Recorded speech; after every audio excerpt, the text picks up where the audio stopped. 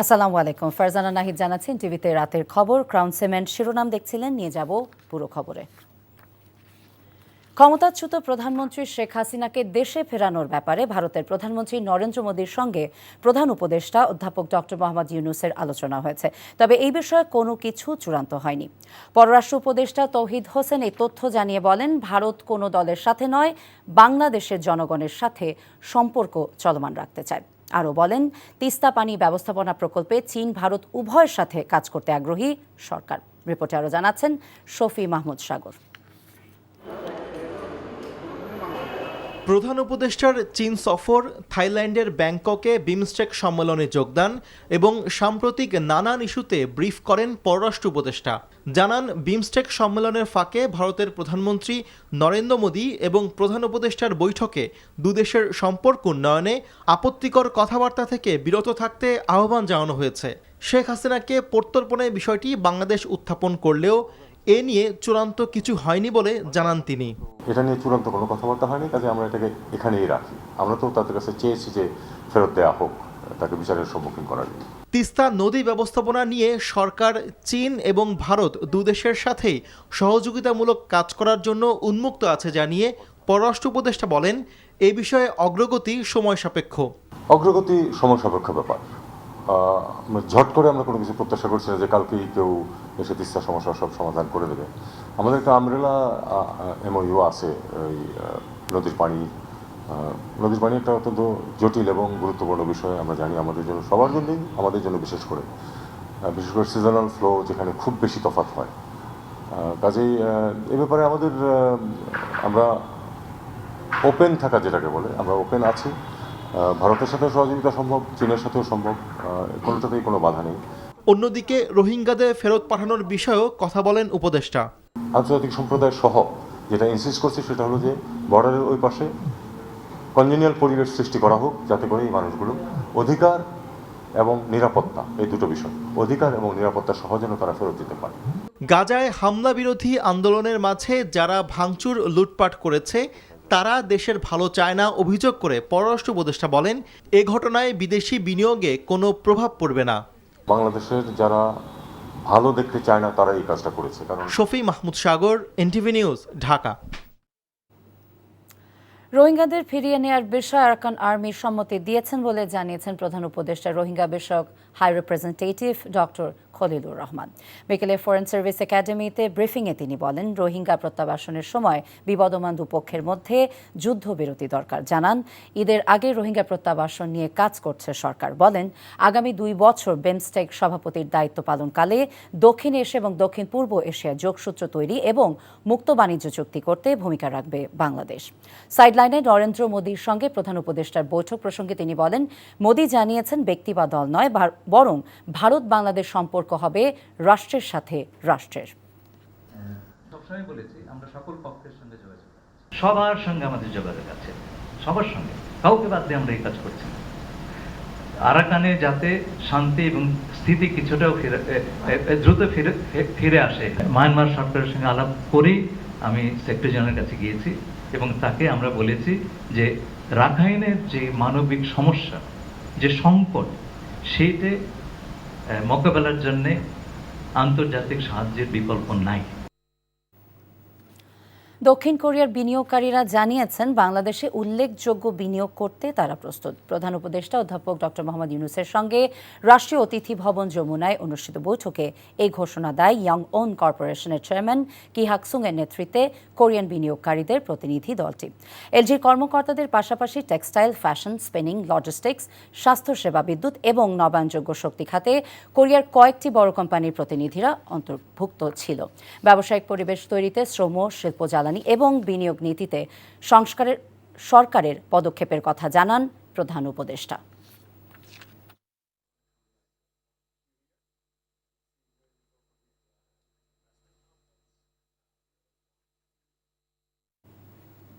ফিলিস্তিনের নৃশংস হত্যাযজ্ঞের প্রতিবাদে আজও বিক্ষোভ মিছিল এবং সমাবেশে উত্তাল ঢাকা বিশ্ববিদ্যালয় সহ রাজধানীর বিভিন্ন এলাকা। বিক্ষোভ সমাবেশ করেছে ঢাকা বিশ্ববিদ্যালয়ের শিক্ষক, ছাত্রদল, ছাত্র শিবির সহ বিভিন্ন দল এবং সংগঠন। অবিলম্বে নিরস্ত্র ফিলিস্তিনিদের উপর ইসরায়েলি বাহিনীর বর্বর হামলা বন্ধের দাবি জানান তারা। আবির আহমেদের রিপোর্ট। ফিলিস্তিনির গাজা রাফা সহ বিভিন্ন অঞ্চলের দখলদার ইসরায়েলি বাহিনীর নৃশংস হত্যাযজ্ঞের প্রতিবাদে ছাত্রদলের এই বিক্ষোভ সমাবেশ। ফিলিস্তিনের নিরীহ মানুষের হত্যা বন্ধের দাবিতে স্লোগানে স্লোগানে উত্তাল ঢাকা বিশ্ববিদ্যালয়ের রাজু ভাস্কর্যের পাদদেশ। এ সময় বিএনপির স্থায়ী কমিটির সদস্য সালাউদ্দিন আহমেদ জানান, ফিলিস্তিনি জনগণের পাশে তার দলের অবস্থানের কথা। যতদিন পর্যন্ত ইসরায়েলি বর্বর আগ্রাসন বন্ধ না হবে ততদিন পর্যন্ত আমরা অবিরত বাংলাদেশ এবং সারা পৃথিবীর মানুষকে আহ্বান জানাবো, আমরা আমাদের প্রতিবাদ এবং নিন্দা আমাদের জানাতে থাকতেই হবে। ইসরায়েলের সমস্ত পণ্য আমরা বর্জন করব, তার মানে এই না যে আমরা কোনো ব্যবসায়িক প্রতিষ্ঠানে হামলা করব। গতকালকে বাংলাদেশে কিছু স্থাপনায় হামলা হয়েছে, আমরা তার নিন্দা জানাই এবং এখানে আমরা বলতে চাই সরকারের ব্যর্থতা এখানে লক্ষণীয়, আইন শৃঙ্খলা বাহিনীর ব্যর্থতা এখানে লক্ষণীয়। তাদের উচিত ছিল আগের থেকে এখানে সতর্কতা অবলম্বন করা, তাহলে বাংলাদেশের নামে এই বদনামটা আমাদের দিতে হতো না। ইসরায়েলি বাহিনীর হত্যাযজ্ঞের প্রতিবাদে ঢাকা বিশ্ববিদ্যালয়ের অপরাজয় বাংলার পাদদেশে মানববন্ধন কর্মসূচি পালন করেন শিক্ষকরা। অবিলম্বে ফিলিস্তিনে হত্যা বন্ধের দাবি জানান তারা। আমরা আরো বিশ্বের নিশ্চুপতা দেখছি, আমরা দেখছি যে যারা সভ্য সমাজ হিসেবে নিজেদেরকে দাবি করে সেই ইউরোপ কোনো কথা নেই। মানবাধিকারের প্রশ্নে সবাই সজাগ, অথচ আমরা ফিলিস্তিনির ব্যাপারে তাদের যে ভূমিকা, আমি ধিক্কার জানাই তাদেরকে। এদিকে ইসরায়েলি বাহিনীর হামলার প্রতিবাদে রাজধানী শাহবাগ, প্রেস ক্লাব, বাইতুল মোকাররম, পল্টন এলাকায় বিক্ষোভ মিছিল ও সমাবেশ করে ছাত্র শিবির। আবির আহমেদ, এনটিভি নিউজ, ঢাকা। বিশ্বের 54তম দেশ হিসেবে যুক্তরাষ্ট্রের মহাকাশ গবেষণা সংস্থা নাসার সঙ্গে বাংলাদেশ সরকার চুক্তি সই করেছে। বিকেলে রাজধানীর হোটেল ইন্টারকন্টিনেন্টালে এক সংবাদ সম্মেলনে এই কথা জানান বিডার নির্বাহী চেয়ারম্যান আশিক চৌধুরী। এর আগে দুপুরে বিডার নির্বাহী চেয়ারম্যান এবং ঢাকাস্থ মার্কিন দূতাবাসের চার্জ অ্যাফেয়ার্স ট্রুসি অ্যান্ড জ্যাকবসনের উপস্থিতিতে প্রতিরক্ষা সচিব আশরাফ উদ্দিন নাসার সাথে চুক্তিতে স্বাক্ষর করেন। এ সময় বিডার নির্বাহী চেয়ারম্যান বলেন, এর মধ্য দিয়ে বাংলাদেশ যুক্তরাষ্ট্রের মধ্যে মহাকাশ গবেষণায় সহযোগিতার ক্ষেত্রে নতুন অধ্যায়ের সূচনা হলো। আগামী 20 থেকে 25 বছর পর যার সুফল পাওয়া যাবে। আলাদা সেশনে বিশ্বব্যাংকের প্রতিবেদনে বিনিয়োগ আকর্ষণে 4টি খাতে প্রয়োজনীয় সংস্কারের কথা উল্লেখ করা হয়।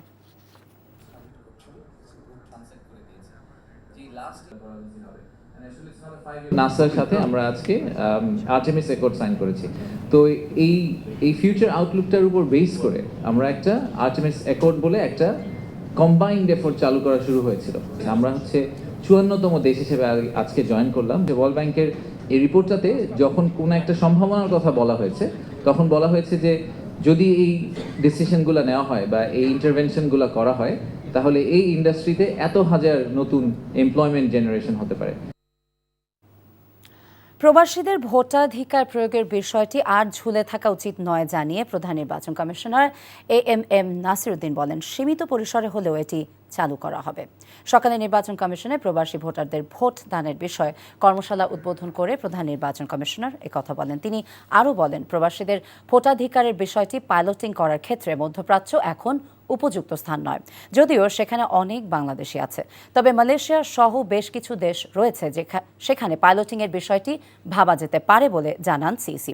তবে বৃহৎ পরিসরে বিষয়টি কার্যকরের ক্ষেত্রে কোনো একটি দেশে পুরোপুরিভাবে এটি প্রয়োগ করতে হবে বলে মনে করেন CEC.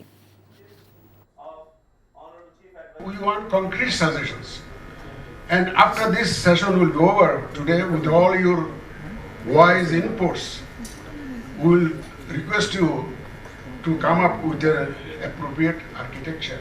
That means we are really attaching topmost priority to this particular workshop today as a solution giver to the issue which we are struggling with. July August গণহত্যার বিচার বাংলাদেশেই হবে মন্তব্য করে ট্রাইব্যুনালের chief prosecutor advocate Tajul Islam বলেছেন, প্রয়োজনে আন্তর্জাতিক অপরাধ আদালত আইসিসি থেকে কারিগরি সহযোগিতা নেওয়া যেতে পারে। আমরা নীতিগতভাবে বাংলাদেশের যে চলমান গণ হত্যা বলেন অথবা ক্রাইমস অ্যাগেনস্ট হিউম্যানিটির যে মামলাগুলো আছে আমরা বাংলাদেশের এই ট্রাইব্যুনালেই এই বিচার করার ব্যাপারে আমাদের সিদ্ধান্ত রয়েছে।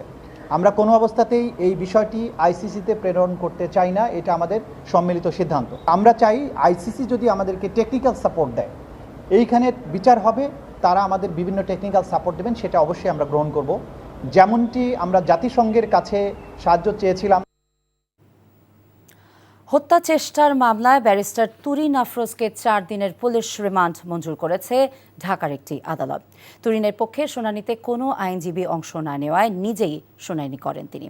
আন্তর্জাতিক অপরাধ ট্রাইব্যুনালে প্রসিকিউটর থাকাকালে আসামির সাথে যোগসাজশে অর্থ আদায়ের অভিযোগ রয়েছে তার বিরুদ্ধে। নাহিদ প্রিন্সের রিপোর্ট। ব্যারিস্টার তুরিন আফরোজ আন্তর্জাতিক অপরাধ ট্রাইব্যুনালের প্রসিকিউটর হিসেবে আলোচিত ছিলেন। মানবতা বিরোধী অপরাধের অভিযোগ যাদের বিরুদ্ধে ছিল তাদের সঙ্গে গোপনে যোগাযোগ করে অর্থ আদায়ের অভিযোগে তুরিনকে প্রসিকিউটরের পদ থেকে বহিষ্কার করা হয়।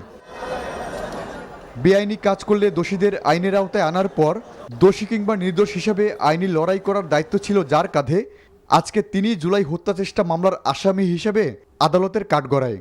তিনি এতটাই বিতর্কিত ছিলেন যে আইনি সহায়তা দিতে আইনজীবীও দাঁড়ায়নি তার পক্ষে, তার নিজের পক্ষে নিজেই শুনানি করেন। 5 তারিখের পরে সে নিজকে আত্মগোপনে চলে যায়। আত্মগোপনে গিয়ে সে জয় বাংলা ব্রিগেড সহ অন্য কর্মকাণ্ডে সে জড়িয়ে পড়ে। উভয় পক্ষের বক্তব্য শোনার পর বিজ্ঞ আদালত তার বিরুদ্ধে 4 দিনের রিমান্ড মঞ্জুর করেন। রাষ্ট্রপক্ষের আইনজীবীরা জানান 2017 সালে এনএসআই ও পাসপোর্ট অধিদপ্তরের সাবেক মহাপরিচালক মোহাম্মদ ওয়াহিদুল হকের বিরুদ্ধে যুদ্ধাপরাধ মামলা পরিচালনা করতে গিয়ে তার সঙ্গে গোপন আতাতের অভিযোগে ট্রাইব্যুনাল থেকে বাধ্যতামূলক অপসারণ করা হয় তাকে। শুধু তাই নয়, ক্ষমতার অপব্যবহার করে মা এবং ভাইকেও সম্পদ থেকে বঞ্চিত করেন তুরিন আফরোজ। সকল প্রতিষ্ঠানকে সে ধ্বংস করে দিয়েছে, সকল মানুষকে সে চরিত্র হরণ করেছে। এই সময়ে সে এই বাংলাদেশ সুপ্রিম কোর্ট এবং ঢাকা জজ কোর্ট সহ সারা বাংলাদেশে সকল আইন অঙ্গনেও সে কিছু তার অনুসারী এবং ফ্যাসিস্ট আইনজীবী সৃষ্টি করেছিল। নীলফামারীর জলঢাকায় হত্যা চেষ্টা মামলা ছাড়াও বেশ কিছু অপরাধের অভিযোগ রয়েছে তুরিন আফরোজের বিরুদ্ধে। Nahid Prince, NTV news, Dhaka. বিনিয়োগ সম্মেলনের দ্বিতীয় দিনে নারায়ণগঞ্জের 2500-এ বাংলাদেশ বিশেষ অর্থনৈতিক অঞ্চল পরিদর্শন করেছেন চীন, যুক্তরাষ্ট্র, জাপান সহ 7টি দেশের 36 জন বিনিয়োগকারী। তারা অর্থনৈতিক অঞ্চলটিতে বিনিয়োগের সম্ভাব্যতা যাচাই করতে ঘুরে দেখেন। এ সময় সুইডেন ভিত্তিক কোম্পানি নিলর্ন 10,000 স্কয়ার ফুটের জায়গা কিনে প্রায় $14 মিলিয়ন বিনিয়োগের আগ্রহ প্রকাশ করে। এ নিয়ে বেজারের সঙ্গে একটি চুক্তিও সই করে কোম্পানিটি। সেলিম মালিকের রিপোর্ট। রাজধানী ঢাকা থেকে মাত্র 32 কিলোমিটার দূরে নারায়ণগঞ্জের 2500-এ অবস্থিত বাংলাদেশ বিশেষ অর্থনৈতিক অঞ্চল BSEZ। 1000 একরের অঞ্চলটিতে 600 একরের উন্নয়ন কাজ এরই মধ্যে শেষ হয়েছে। বিনিয়োগ এসেছে $200 মিলিয়ন। 4 দিনের বিনিয়োগ সম্মেলনের দ্বিতীয় দিনে অর্থনৈতিক অঞ্চলটি পরিদর্শনে যান 36 জন দেশে বিদেশে বিনিয়োগকারী। ঘুরে দেখেন অঞ্চলটিতে উৎপাদনে যাওয়া ইউরোপ তুরস্ক ভিত্তিক কোম্পানি সিঙ্গার বেকর কারখানা। খোঁজ নেন লাভজনক বিনিয়োগের সম্ভাবনা সম্পর্কেও। Very impressed what's going on. আমরা এখানে ইনভেস্ট করতে চাই, বড় স্কেলে আমরা ইন্ডাস্ট্রি করতে চাই, এবং স্পেশালি মেডিকেল ফিল্ডে there is a huge need.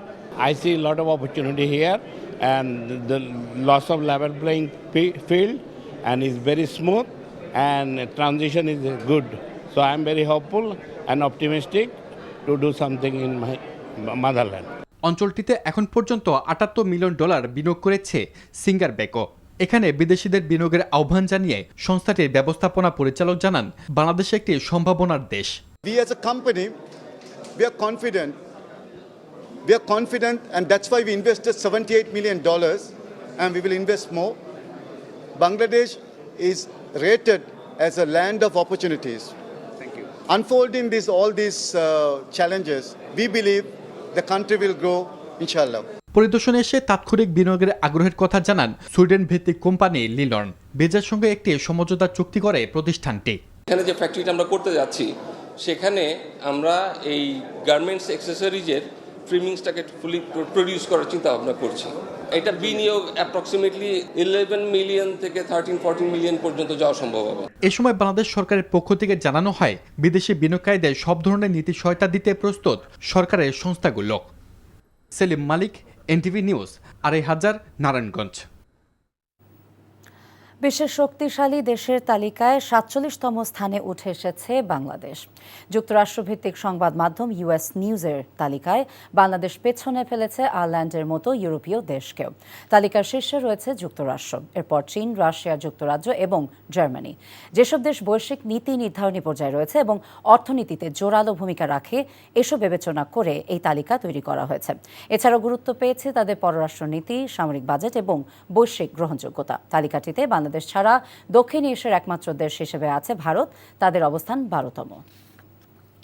বেসরকারি 10টি হজ এজেন্সি মক্কা মদিনায় যাত্রীদের জন্য এখনও বাড়ি ভাড়া না করায় 10,487 জন হজযাত্রীর ভ্রমণ নিয়ে শঙ্কা রয়েছে বলে জানিয়েছেন ধর্ম বিষয়ক উপদেষ্টা ডক্টর আফম খালিদ হোসেন।